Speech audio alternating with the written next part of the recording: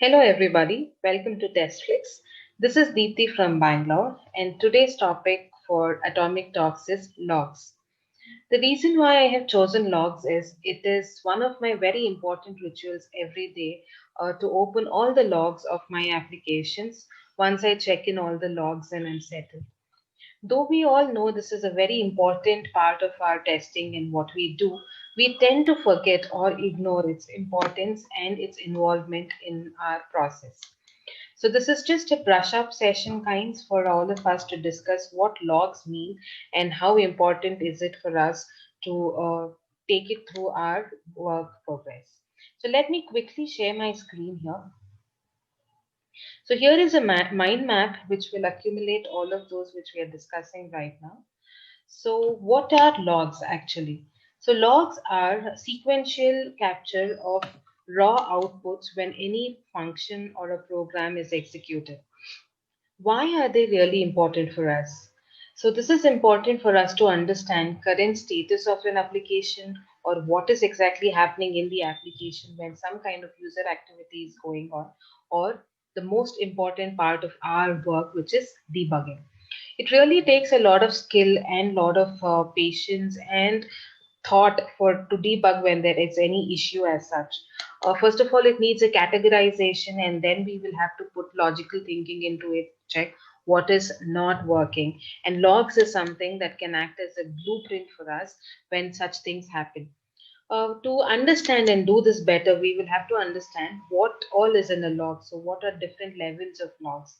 So, the fatal, as the word itself says, if something which is devastating is happening, that is being caused, which needs a shutdown immediately or which needs immediate attention, categorizes under fatal errors. So, for example, let's say there is some kind of communication loss or a data loss or corruption, or if there is any kind of any activity which needs a shutdown of an application, that would pop up as a fatal error. Moving to the next error. So this is what we will usually be looking at, something which is happening against what was expected. It could be a communication or it could be a user activity. So this can be categorized under errors. For example, say it can be any kind of operation like db values, etc., which is usually ends up as a bug or an issue. So we will have to be really careful about looking, not ignoring errors. The second is warning. So this is some grayer area that might eventually lead to an error. For a few, whichever are few system oddities, it can be also self-recovered. That also can be categorized under warnings. For example, say there is a switch happening between a primary to a backup server, can also be shown as a warning. But we will have to be careful and look at them to know this does not lead to an error. The next being info logs. Info logs are basically informative ones, the important ones, which are logged under normal circumstances. For example, say service starting, service initializations.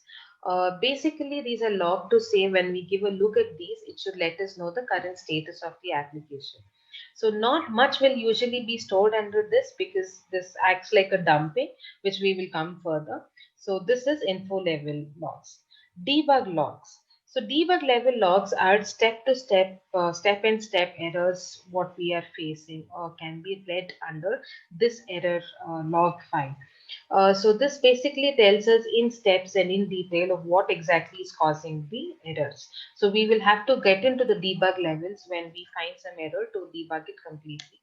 The next is the trace logs. This is again a super granular level of debug logs. This can further be divided into trace 1, trace 2, trace 3 according to the program management or program governance, whoever decides on these things.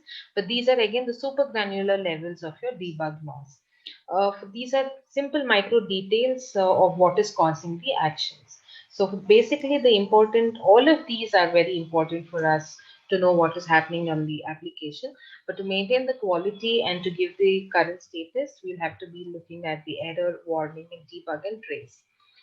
So what are the different log files that we can access or to know what is happening in the application would be all.log, cache.log, system.log. So these are basically decided by the the governance who decides how the programming has to be done in your companies. So basically, logback.xml will tell you what logs are categorized under what. All the application-based logs are usually put under app logs. All the cache level logs will be put under cache.log. Anything done to be with the system configuration, etc., can go under system.log. But this can vary according to what the standards your company follows. What are the challenges that we always see with this is the space constraints, because you cannot dump everything and anything. The important very challenge is what to log and what not to log, because a lack of data can also not help you find what's happening, and too much of data also confuses you, or like to get to what we needed is time consuming. So first of all, that's extremely important to decide what to log and what not to log. The next is the space constraints. Thanks to the storage virtual machines and cluster administrators that have pitched in to help us with the space constraints, this will help automatically adjust the space, like reallot and adjust the space that is needed to store the logs. Next is the readability. This is very important because we keep logging everything and it is plain text. This is a very big challenge for us, especially with the production logs when you have very limited access. So such things can be handled with third-party users and some UIs that have come in, like for example the Xlog, Log Analyze, Splunk, and so on. And with the space issues and even the thing, Elasticsearch and index also kind of helps us. So if you know the index, you can plainly search using the index and the service name, which actually saves a lot of time of yours and which will help you get into the needed errors quickly. So, what are the debug findings that we actually get from reading the logs? See, this actually gives us an ability to identify the server issues. In case if there are multiple servers that are running, the logs will actually let us get to the right server which is throwing an error. It can also give us the number of occurrences of the error.